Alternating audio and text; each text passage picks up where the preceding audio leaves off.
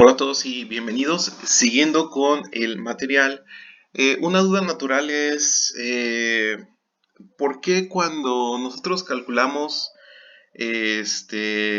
cuando calculamos las soluciones U1 y U2, si ustedes recuerdan, se hace a través de la integración? De hecho, aquí abajo podemos ver un ejemplo donde tenemos U1' y U2', y bueno, una pregunta es, si tenemos que integrar para obtener estas dos soluciones, U1 y U2, por qué no estamos considerando esta constante de integración? ¿Sí? Yo creo que ustedes ya lo notaron, pero esto se debe a una razón muy sencilla. Lo que tenemos aquí es que eh, y es igual a nuestra solución, ¿sí? Que, bueno, esa es la solución general de la homogénea, mientras que tenemos la solución particular. Entonces, tenemos que Y1 y Y2 es una combinación lineal de la solución y de la solución complementaria. Lo que tenemos aquí es que, por ejemplo, consideremos que al integrar U1 obtenemos una constante de integración, ¿sí? Esta constante de integración llamémosla A1 por Y1. Y después tenemos U2 más otra constante de integración que sería B2 por Y2. ¿De acuerdo? Entonces, a la hora de que esto sería lo correcto, ¿no? Dada la definición, tenemos que al integrar considerar esta constante de integración, dado que al momento de derivar se pierde la información correspondiente a todas las constantes que pudiera tener la función que en cuestión se está derivando. Y entonces al considerar una antiderivada, bueno, la antiderivada no es única, siempre se satisface esta antiderivada más cualquier constante. Es por eso que surge el término A1 y B1. Y aquí lo que tenemos es que si nosotros multiplicamos este A1 y B1 va a ser C1, aquí lo tenemos como coeficiente eh, más A1, que es el coeficiente que nosotros obtenemos de aquí, que factorizamos. El 1 ya está factorizado de estas dos ecuaciones, ¿sí? Y bueno, aquí tenemos C2, que es el coeficiente de aquí. Multiplicamos Y2 por B1, pero C1 por A1 es la suma de dos constantes, por lo tanto, también es una constante, ¿sí? Entonces lo podemos llamar C1 mayúscula. Note que normalmente las mayúsculas suelen denotar antiderivadas, pero no. Aquí nos estamos refiriendo a que C1 mayúscula es simplemente otra constante y C1 mayúscula es C1 más A1, la suma de dos constantes. C2 es igual a C2 más B2. Y al final, considerar estas constantes de integración para cuando integramos U1' y integramos U2, es decir, para obtener U1 y U2 de la solución particular y después sumársela a la complementaria, estas constantes van a representar un múltiplo de la solución complementaria, como lo acabamos de ver aquí. Y entonces, recordemos que la solución representa una familia de soluciones. Entonces, esa constante, pues en este caso no nos está aportando nada, ya que sigue siendo la misma familia de soluciones. Sí, entonces, esa es la razón por la cual no consideramos las constantes de integración. Sí, en general, nos puede generar muchos problemas ignorar estas constantes, pero en este caso particular, esas constantes de integración, bueno, no nos aportan mucho, ya que simplemente se van integrando a las constantes de una combinación lineal y obtenemos un factor que es linealmente dependiente de nuestra solución complementaria. Entonces, no vale la pena. Vamos pasando al siguiente ejemplo. Bien, solución general usando variación de parámetros, ¿sí? En este caso se nos pide que resolvamos una ecuación diferencial, en este caso va a ser lineal con coeficientes constantes. Es no homogénea, ya que tenemos 1 entre x, nuestra función, para nuestro término no homogéneo, pero hay que fijarnos aquí que 1 entre x es una función singular. Bueno, es una función particular ya que tiene una singularidad en 0. ¿Sí? 1 entre x es una función que no está definida en 0. Entonces, el intervalo de interés para resolver esta ecuación diferencial es cualquier intervalo que esté en la recta real, que no contenga el punto 0. ¿Sí? ¿De acuerdo? Entonces, dicho esto, bueno, tenemos que la ecuación auxiliar es un polinomio de orden 2, que es m cuadrada menos 1. ¿Sí? Produce como dos soluciones distintas el menos 1, ya que menos 1 al cuadrado da 1, y obviamente el 1. Por lo tanto, ya tenemos que la solución complementaria va a ser C1 por e a la exponencial y C2 por e a menos exponencial.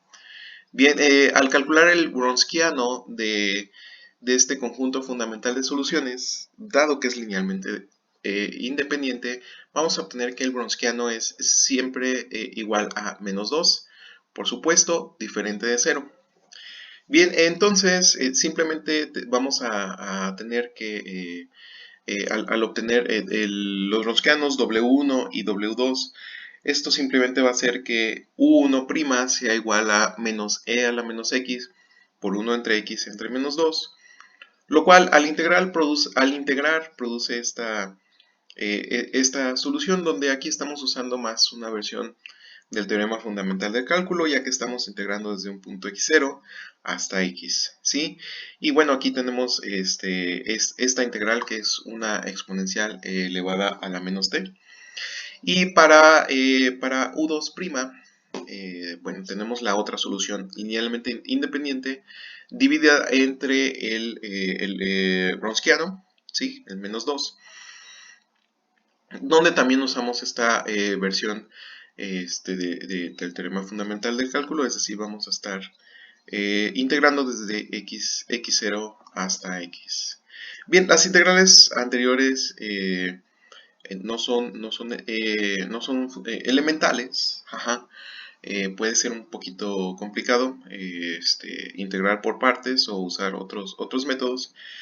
Pero en el caso de que nos topemos con funciones que sean muy complicadas de resolver, lo que podemos hacer sin pérdida de generalidad es usar tal cual las integrales como las tenemos ahí.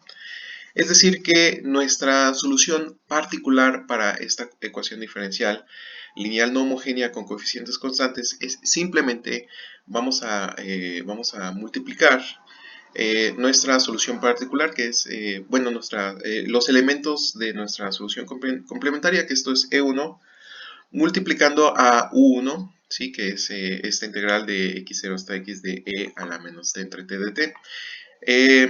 Y bueno, hacemos lo mismo con la 2, ¿no? Multiplicamos el e a la menos x por la segunda integral.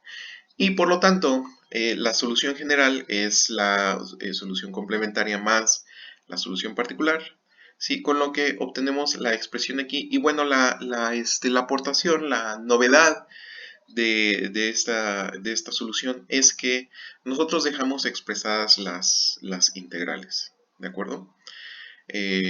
Una vez más, vale la pena notar, sería bueno agregar. De hecho sí lo agregan aquí. Es importante agregar que el intervalo de integración desde x0 hasta x no debe de tener el punto 0, debido a que esta es una singularidad. Eso hace que la función en el interior de la integral sea discontinua, y esto nos lleva a problemas, a la hora de integrar, a menos de que el 0 esté en la frontera de nuestro dominio y nos topemos con una integral impropia, donde ahí, bueno, necesitamos correr con un poquito de suerte, porque quisiéramos que este intervalo, esta integral convergiera, es decir, que tenga sentido. Bien, entonces hemos estado viendo ecuaciones de orden 2, me gustaría pasar a ecuaciones de orden superior. El método que se escribió anteriormente para ecuaciones diferenciales no homogéneas de segundo orden, por supuesto se puede generalizar a ecuaciones lineales de enésimo orden, que se han descrito en la forma estándar que nosotros vimos en la primera unidad, ¿sí? De los primeros videos que nosotros tenemos aquí. Esto ya no es extraño ante sus ojos. Tenemos aquí una ecuación diferencial de orden n, ¿sí? Que ya está escrita en su forma estándar.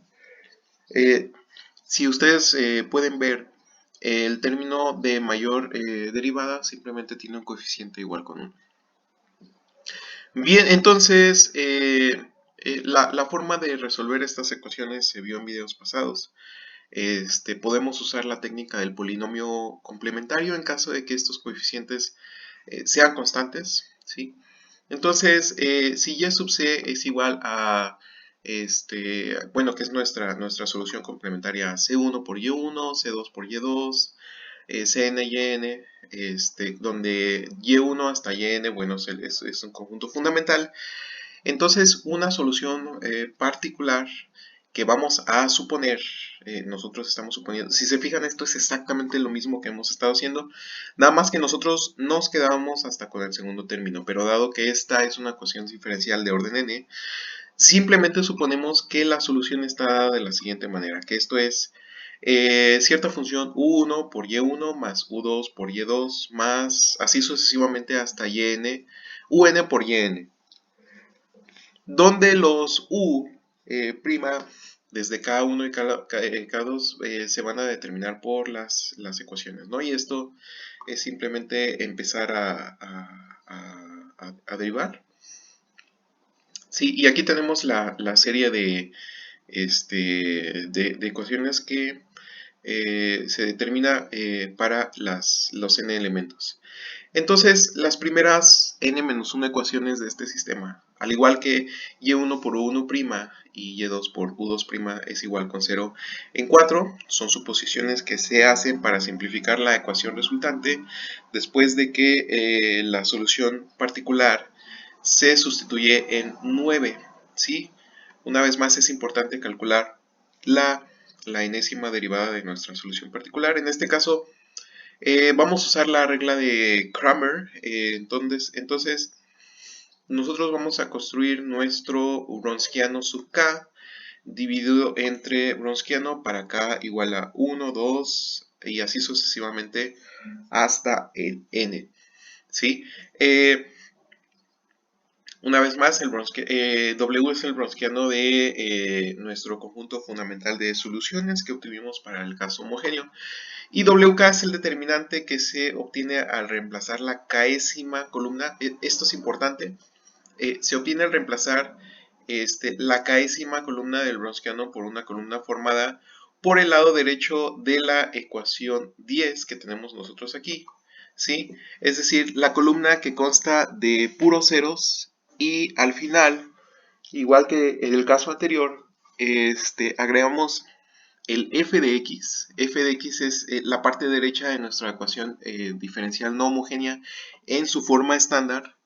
Y bueno, cuando n es igual a 2, se obtiene la ecuación que nosotros habíamos denotado anteriormente como 5. Cuando n es igual a 3, la solución particular es u1 y1, u2 y2, u3 y3, ¿sí? Donde y1 y y1 y 2 constituyen un conjunto fundamental, es decir, linealmente independiente de soluciones de la ecuación homogénea asociada a nuestro problema. Ok, una vez más, es importante a priori solucionar la ecuación homogénea. Y simplemente U2 y U3 se determinan por medio de la regla de Cramer. ¿Sí? En este ejemplo, para ver cómo funciona, simplemente W1, si ustedes se fijan, sustituimos la primera columna del Wronskiano original, el W sin subíndice, con puros ceros y hasta un f de x. Después sustituimos, bueno, el resto de la matriz es simplemente la matriz de Wronskiano. Para W2 sustituimos la segunda columna, donde los primeros dos elementos son 0. ¿Sí? La primera y la tercera columna, bueno, son los elementos y del Wronskiano usual. W3 es, aquí tenemos el Wronskiano usual. Si se fijan, en todas simplemente sustituimos una columna por puros ceros y al final f de x. Y con eso ya tenemos el método para ecuaciones diferenciales. En este caso es de orden 3, pero nos da la noción, debido a que es de manera análoga, se puede generalizar a ecuaciones diferenciales de orden n. Si queda cualquier duda o comentario o sugerencia, por favor, lo pueden dejar aquí abajo o se pueden poner en contacto conmigo. Y bueno, me despido, nosotros nos vemos en el siguiente video. Hasta luego.